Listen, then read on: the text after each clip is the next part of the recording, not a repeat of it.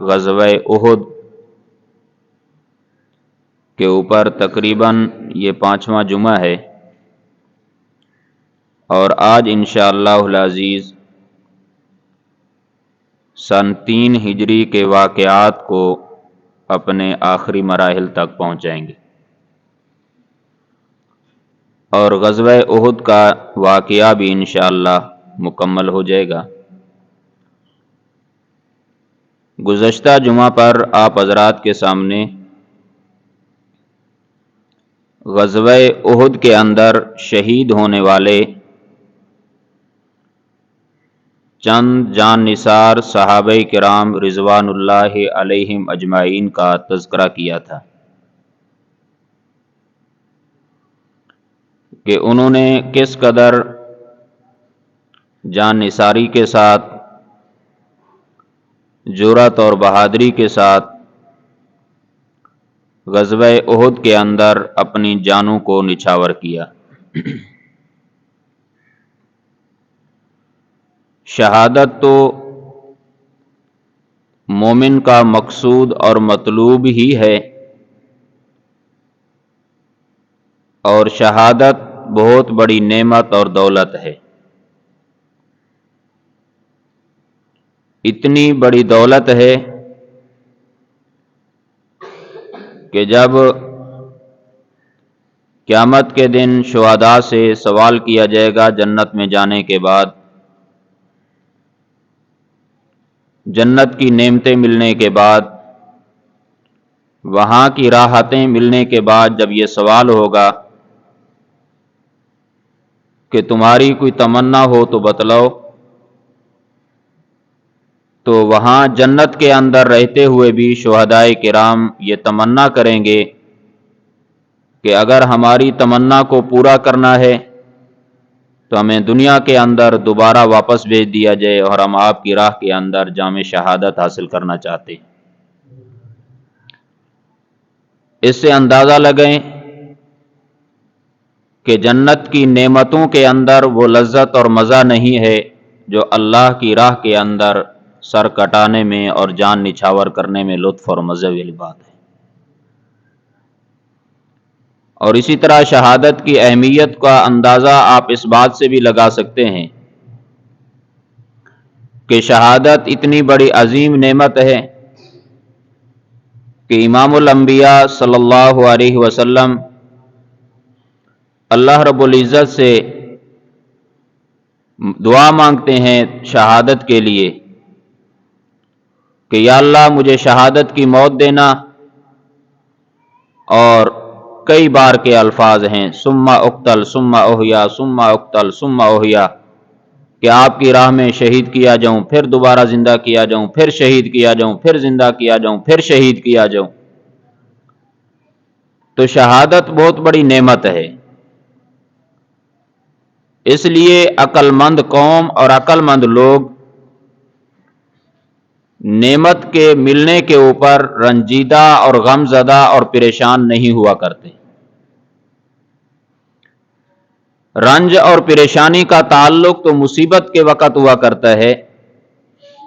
نعمت کے ملنے کے اوپر پریشانی نہیں ہوتی، بلکہ اللہ کا شکر ادا کیا جاتا ہے۔ تو اسی طرح آج کے جمعہ میں بھی آپ حضرات کے سامنے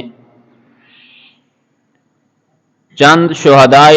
احد کا تذکرہ انشاءاللہ ہوگا۔ انہی شہداء میں سے غزوہ احد کے اندر آپ نظر دوڑائیں گے تو آپ کو ایک عجیب شہید نظر آئے گا جس کو سیرت نگار عمر بن جموح رضی اللہ تعالی عنہ کے نام سے یاد کرتے ہیں۔ ان کی شہادت ہی نرالی ہے۔ یہ پاؤں سے لنگڑے تھے اور شدید قسم کا لنگڑا پن تھا ان کے چلنے کے اندر، معذوری کے باوجود ان کا شوق شہادت کا آپ ان کے اس واقعے سے اندازہ لگائیں گے کہ کس قدر ان کو شہادت کی طلب، شہادت کا شوق، شہادت کی تمنا تھی۔ 4 بیٹے تھے ان کے، اور چاروں کے چاروں نبی کریم صلی اللہ علیہ وسلم کے ساتھ ہر غزوے کے اندر آپ کے ساتھ ہوتے تھے۔ 4 بیٹے چاروں جہاد میں، خود معذور ہیں۔ اب یہ نہیں ہے ذہن کے اندر خیال کہ 4 بیٹے ہیں، وہ تو جہاد میں چل رہے ہیں، میں تو معذور ہوں، میں کیوں جاؤں، مجھے تو شریعت بھی اجازت دیتی ہے گھر میں رہنے کی، میرے اوپر کوئی جہاد فرض اور ضروری بھی نہیں ہے۔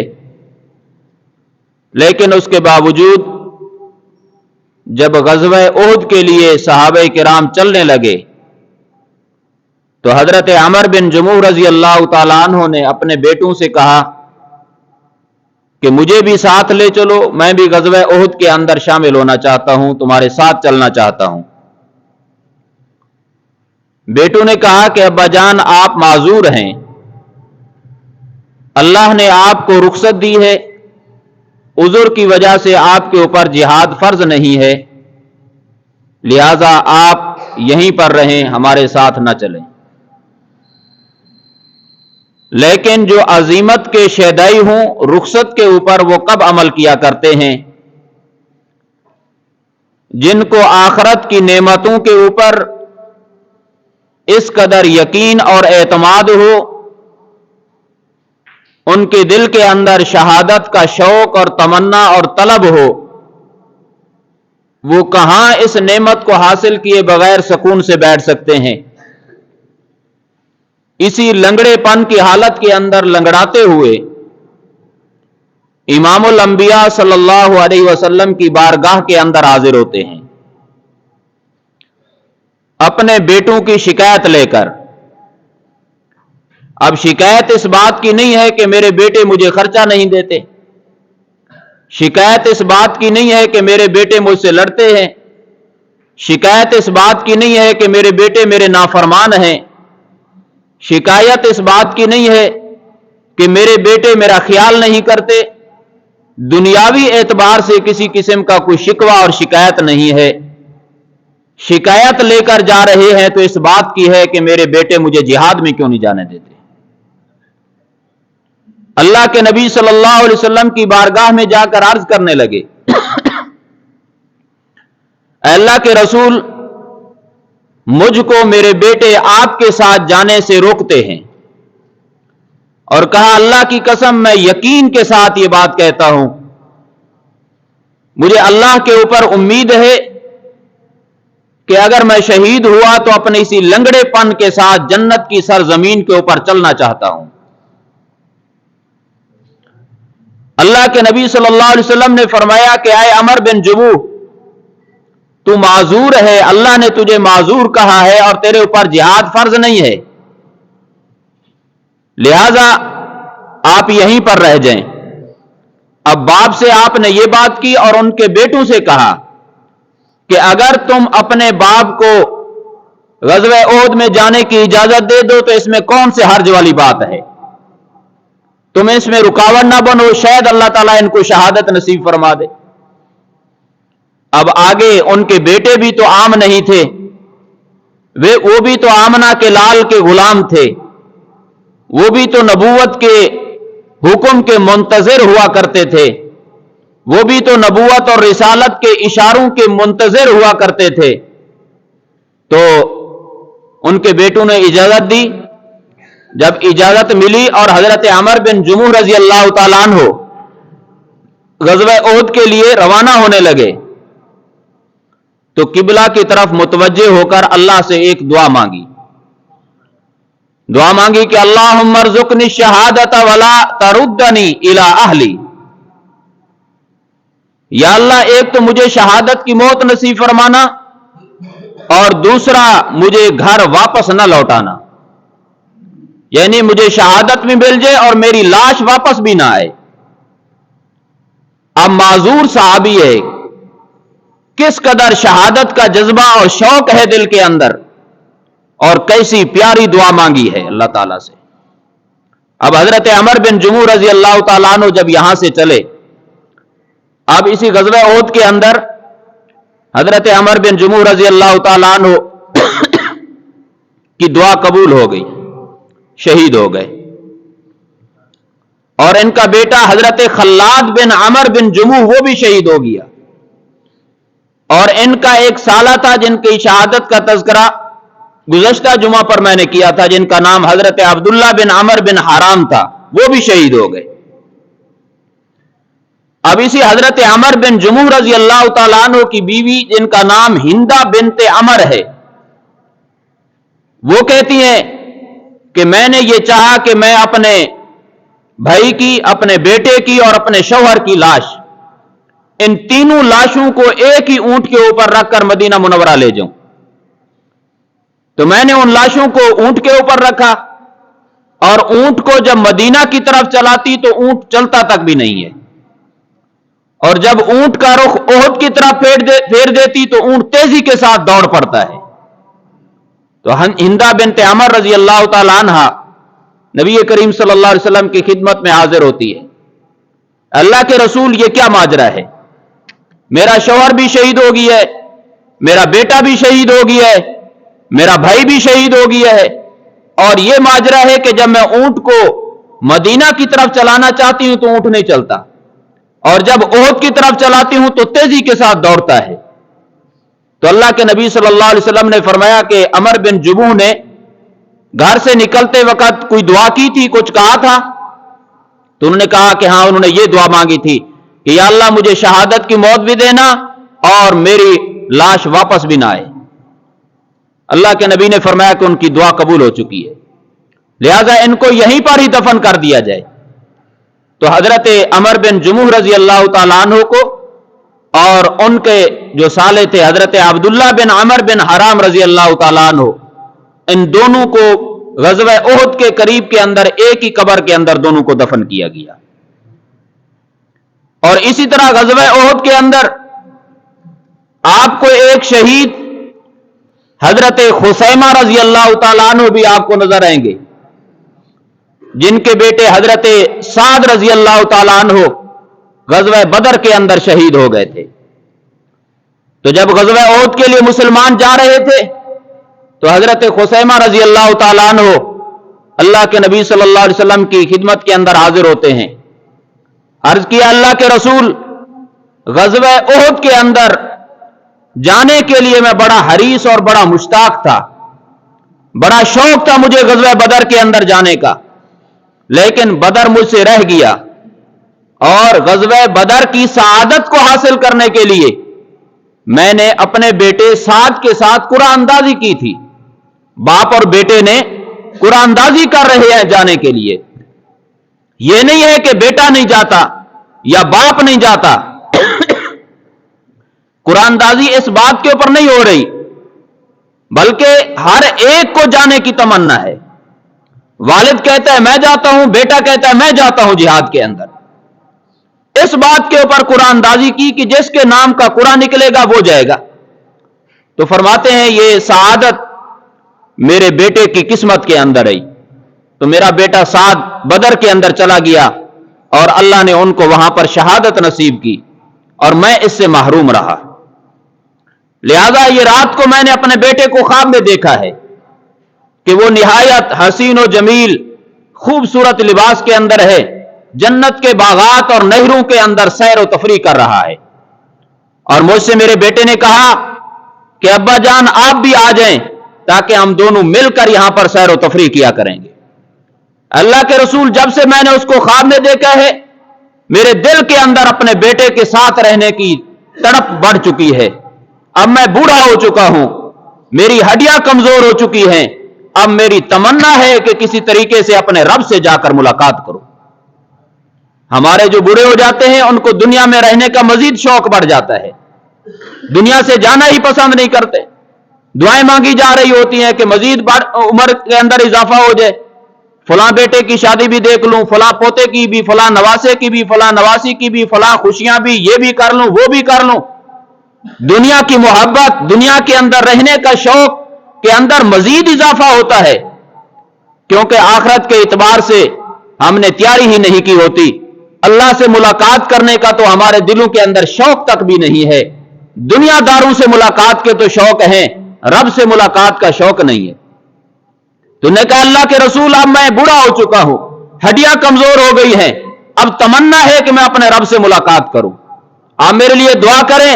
کہ اللہ مجھے شہادت بھی دے اور شہادت کے بعد اپنے بیٹے کا ساتھ بھی دے. اب اللہ کے نبی صلی اللہ علیہ وسلم سے دعا کری اور اسی بڑھاپے کی حالت کے اندر غزوہ احد میں نکلے اور شہید ہو گئے. اور علماء نے لکھا ہے کہ اللہ کے نبی سے دو دعائیں کروائی تھی, شہادت کی بھی اور اپنے بیٹے کے ساتھ کی بھی, تو اللہ نے دنیا والی دعا بھی قبول کر لی, شہادت نصیب ہو گئی, اور اللہ کی ذات سے امید ہے کہ اللہ نے ان کو اپنے بیٹے کا ساتھ اور رفاقت بھی نصیب کی ہوگی. اس قدر صحابہ کرام کے اندر دین کا جذبہ, شہادت جیسی نعمت کے حاصل کرنے کا اس قدر شوق ان کے دلوں کے اندر ہوا کرتا تھا. اب ہمارے دلوں کے اندر بزدلی, ہمارے دلوں کے اندر بستر کے اوپر ایڑیاں رگڑ رگڑ کے مرنے کا شوق ہے, لیکن جرأت اور غیرت اور بہادری کے ساتھ میدان جہاد کے اندر مرنے کا شوق ہمارے دلوں سے مٹ چکا ہے. اسی طرح آپ کو غزوہ احد کے اندر شہید ہونے والوں میں سے ایک آپ کو صحابی حضرت عمر بن ثابت رضی اللہ تعالیٰ عنہ, جو اسیرم کے لقب سے مشہور ہیں, حضرت اسیرم رضی اللہ تعالیٰ عنہ, نام ان کا عمر بن ثابت ہے رضی اللہ تعالیٰ عنہ, وہ بھی آپ کو غزوہ احد کے اندر شہادت کے شوق کے اندر آپ کو وہ صحابی بھی حضرت اسیرم رضی اللہ تعالیٰ عنہ بھی نظر آئیں گے. اور یہ غزوہ احد سے پہلے اسلام کے دین کے سخت ترین مخالفین کے اندر ان کا شمار ہوتا ہے, اور جیسے ہی غزوہ احد کے لیے نکلنے کا وقت آیا, اللہ تعالیٰ کے ہاتھ کے اندر انسان کے قلوب اور انسان کے دل ہیں, جب میرا رب چاہتا ہے انسان کے دل کو جس طرف چاہتا ہے پھیر دیا کرتا ہے. تو حضرت اسیرم رضی اللہ تعالیٰ عنہ کے دل کے اندر اسلام کی محبت بیٹھ گئی, اور غزوہ احد کے لیے نکلے اور میدان کارزار کے اندر بڑی جرأت کے ساتھ کافروں کا مقابلہ کیا. مقابلہ کرتے کرتے زخمی ہوئے اور گر گئے. صحابہ نے جب دیکھا یہ تو اسیرم ہے, وہ حیران ہوئے, تعجب ہوا ان کو, اور آ کر حضرت اسیرم سے پوچھنے لگے کہ اے اسیرم, آپ کو کس چیز نے آمادہ کیا مسلمانوں کا ساتھ دینے کے لیے؟ آیا اسلام کی طرف آپ راغب ہو گئے ہیں, اسلام قبول کر لیا ہے, یا قومی حمیت اور قومی غیرت کی وجہ سے آپ لڑنے کے لیے آئے ہیں؟ حضرت اسیرم رضی اللہ تعالیٰ عنہ نے کہا کہ میں اللہ اور اس کے رسول پر ایمان لایا, اور میرے دل کے اندر یہ بات پیدا ہوئی, اور میں میدان کے اندر نکلا ہوں, دشمن کے ساتھ سخت ترین مقابلہ کیا, اور دشمن نے مجھے زخمی کر دیا ہے, اور اسی زخمی حالت کے اندر میں یہاں پر ہوں. یہ بات کی اور اللہ کے حوالے ہو گئے, جان اللہ کے حوالے کر دی. حضرت ابو ہریرہ رضی اللہ تعالیٰ عنہ فرمایا کرتے تھے, لوگوں ایسا شخص مجھے بتلاؤ کہ جس نے ایک نماز بھی نہیں پڑھی, ایک روزہ بھی نہیں رکھا, ایک حج بھی نہیں کیا, ایک روپیہ اللہ کی راہ میں صدقہ تک نہیں کیا, کوئی ایک نیکی نہیں کی, لیکن جنت کے اندر پہنچ گیا ہے, وہ یہی حضرت اسیرم رضی اللہ تعالیٰ عنہ ہے.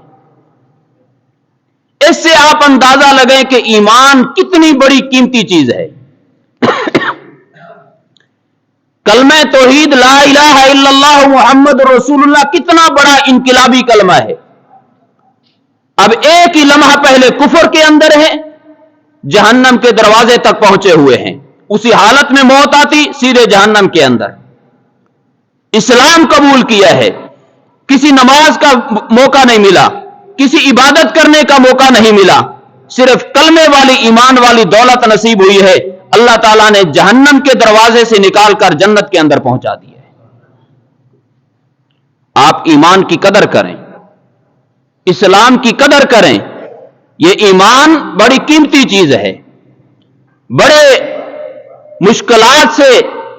بڑے مشکل ترین حالات سے گزر کر ہم تک یہ ایمان پہنچا ہے, یہ کلمہ پہنچا ہے. یہ صحابہ کرام کی قربانیاں, یہ صحابہ کرام کا جان نثار کر دینا, یہ صحابہ کرام کا بچوں کو یتیم کرانا, صحابہ کرام کا اپنی بیویوں کو بیوہ کرا دینا, صحابہ کرام کا یوں اسلام کے لیے میدان کے اندر دشمن کا مقابلہ کرنا, نہ کسی جائیداد کا تنازع ہے, نہ کسی زمین کا تنازع ہے, نہ کسی عہدے اور منصب کا تنازع ہے. اگر یہ اختلاف نظر آتا ہے تو ایمان اور کفر کا اختلاف نظر آتا ہے. آگے آنے والے لوگوں تک ایمان پہنچانے کی فکر کے اندر انہوں نے اپنے جانوں کو نچھاور کیا ہے. اپنی جانوں کی قربانیاں دی ہیں،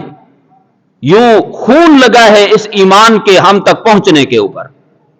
قربانی ہوئی ہے اسلام کے ہم تک پہنچنے کے اوپر۔ اب ہمیں بغیر کسی محنت کے،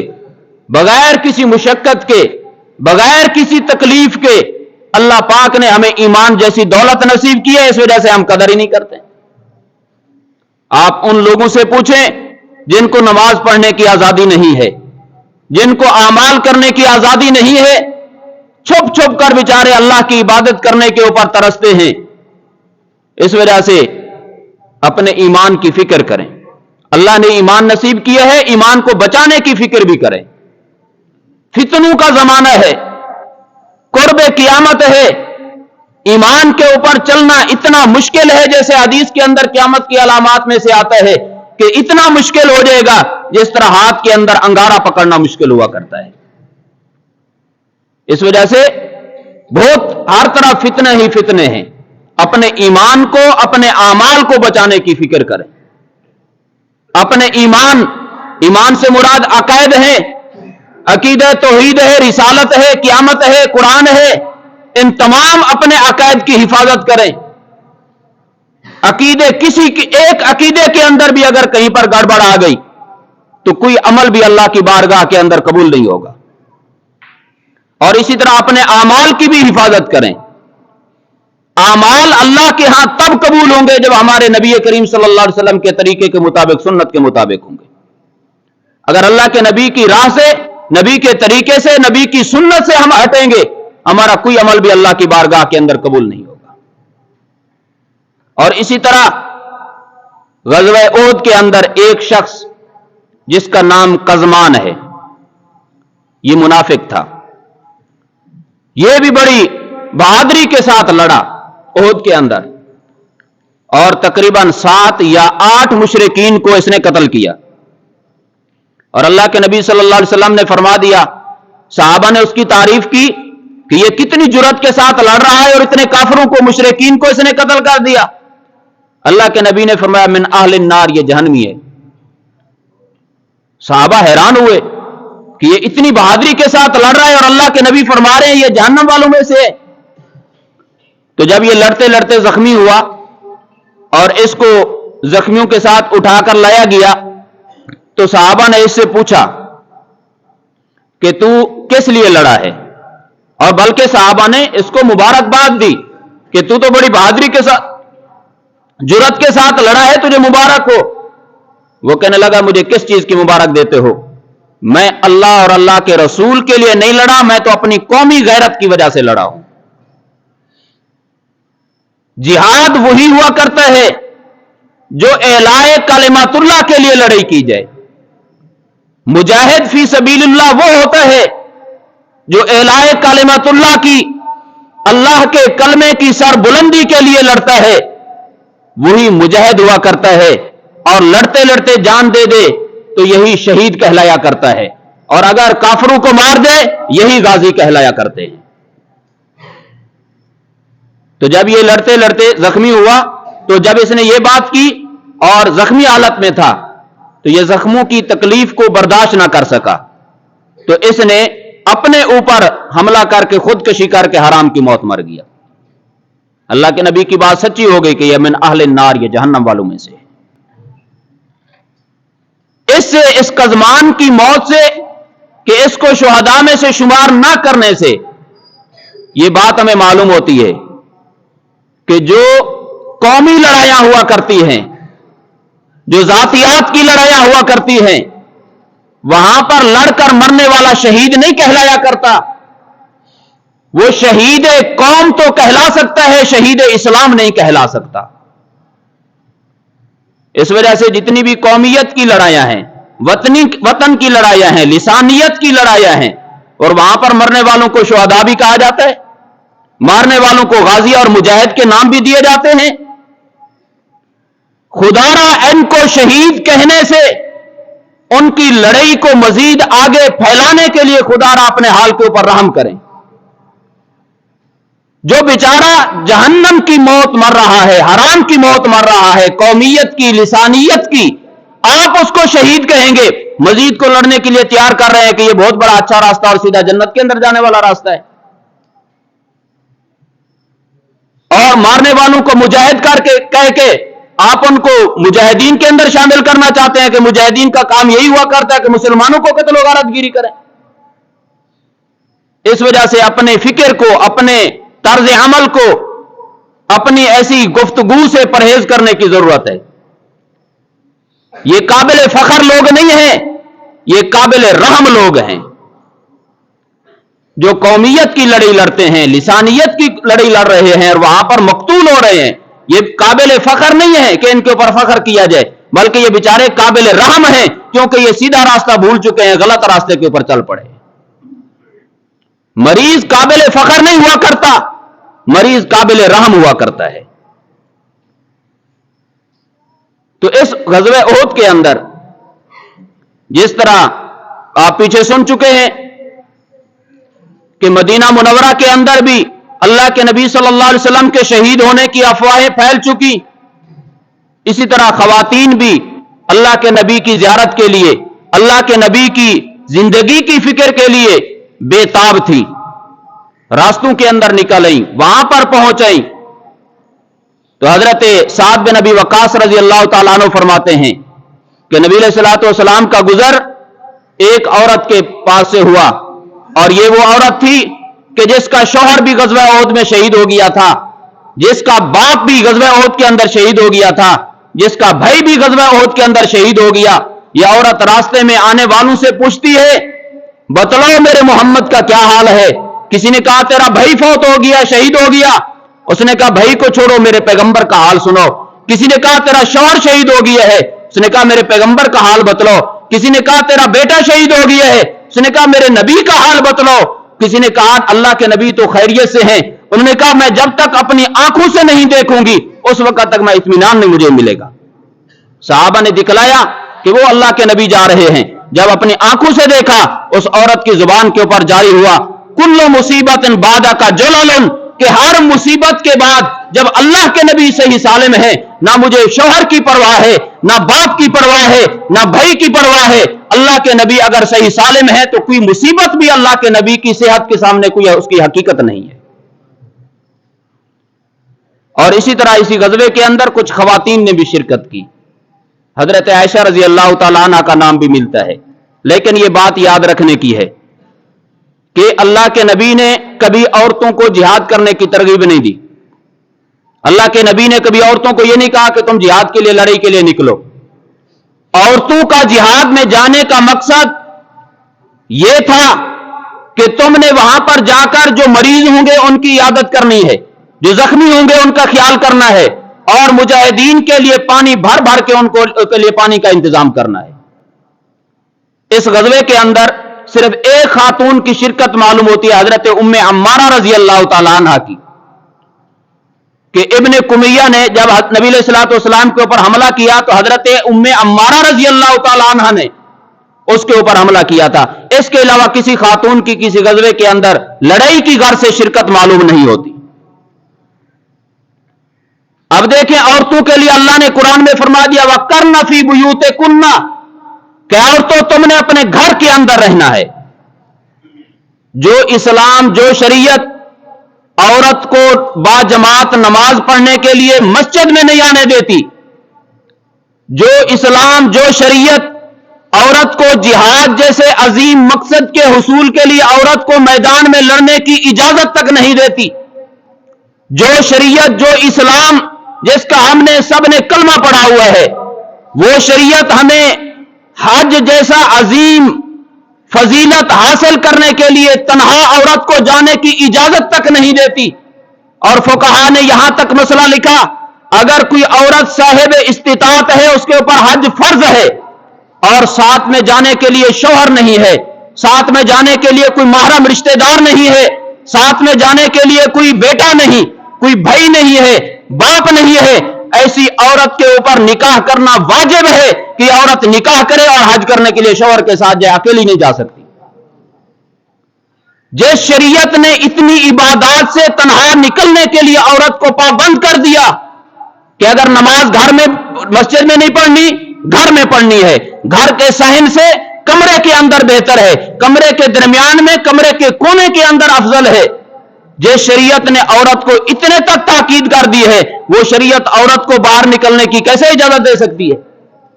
وہ شریعت، وہ اسلام عورت کو بازاروں میں گھومنے کی اجازت دے سکتا ہے؟ وہ شریعت عورت کو باہر کے کاروبار اور کام کاج کے لیے شریعت نے اجازت دے دی ہے کہ عورت باہر گھومتی پھرتی رہے، جہاں اس کا دل کرے، کام کاج کے لیے، کبھی کپاس کے لیے، کبھی گندم کے لیے، کبھی گھاس کے لیے، کبھی کمان کاٹنے کے لیے، کبھی کسی کام کاج کے لیے، کبھی نوکریوں کے لیے، کبھی غیر محرم کے ساتھ دفتروں کے اندر بیٹھنے کے لیے، اور بالغ بچیوں کو سکول کے اندر، ایسے کالج اور سکولوں کے اندر جہاں پر پڑھانے والے بھی مرد اور بے پردگی کا انتظام ہو، وہاں جانے کی اجازت شریعت دے سکتی ہے؟ کہاں مسلمانوں کی غیرت مر چکی ہے؟ کہاں قرآن کے احکامات ہمیں بھول چکے ہیں؟ مسلمان کی کہاں غیرت ڈوب چکی ہے؟ قرآن کہتا ہے وَقَرْنَ فِي بُيُوتِكُنَّ کہ عورت کو باہر نکلنے کے لیے، عبادات کے لیے اجازت نہیں ہے، خرافات کے لیے نکلنے کی شریعت اجازت دے دے گی۔ تو غزوہ احد کے اندر تقریباً 70 صحابہ کرام شہید ہوئے اور بہت سارے صحابہ زخمی بھی تھے، اور یہ جو 70 شہید ہوئے، بے سر و سامانی کا عالم یہ ہے کہ ان صحابہ کرام کے لیے جب تدفین کا اور کفن کا انتظام کیا جانے لگا، حضرت مصعب بن عمیر، حضرت حمزہ کے لیے جب کفن ڈالا گیا، سر کے اوپر کفن ڈالتے ہیں، پاؤں ننگے ہو جاتے ہیں، پاؤں کے اوپر ڈالتے ہیں، سر ننگا ہو جاتا ہے۔ اللہ کے نبی نے فرمایا سر کو ڈھانپ دو اور پاؤں کے اوپر گھاس ڈال دیا جائے۔ اسی طرح کوئی صحابہ ایسے بھی تھے کہ ایک ایک کفن کے کپڑے کے اندر دو دو تین تین صحابہ کو ایک کفن دیا گیا، اور ایک ہی قبر کے اندر دو دو تین تین کو دفن کیا گیا، اور اللہ کے نبی نے ان کے خون کو صاف کیے بغیر، اسی خون آلود کپڑوں کے ساتھ، غسل دیے بغیر، کیونکہ شہید کو غسل نہیں دیا جاتا، انہی کپڑوں کے ساتھ، اسی خون آلود جسم کے ساتھ اللہ کے نبی نے جنازہ پڑھا کے ان کو غزوہ احد کے اندر دفن کرا دیا۔ اور کچھ ورثاء نے یہ تقاضا کیا کہ ہم اپنے شہداء کو مدینہ لے جانا چاہتے ہیں، اللہ کے نبی نے فرمایا نہیں، ان کی قبریں یہیں پر بنیں گی۔